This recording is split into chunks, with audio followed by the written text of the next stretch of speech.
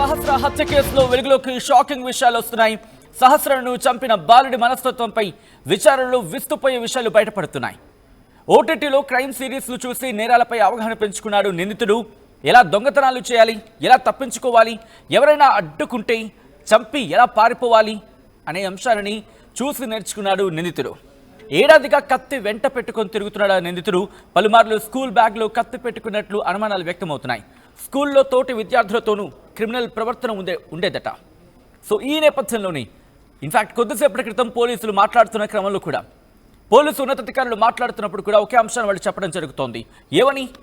స్కూల్కి కూడా దాదాపుగా 1 లేదా 2 రోజులు వెళ్ళేవాడు, అది కూడా వారంలో 1 లేదా 2 రోజులు మాత్రమే స్కూల్కి వెళ్ళేవాడు అంటూ కూడా పోలీసులు చెప్పుకొచ్చిన సందర్భం.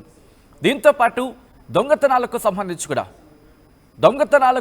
కూడా అలవాటు ఉందా, ఈ క్వశ్చన్ రైజ్ అవుతోంది.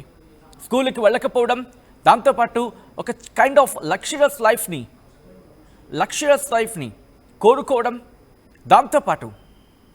దాంతోపాటు ఈ క్రైమ్ సిరీస్ చూడడం, ఇలా ఒకదాని తర్వాత ఒకటి 10th క్లాస్కి ఇంతటి దారుణమైన మనస్తత్వానికి ఒదిగిపోయాడు.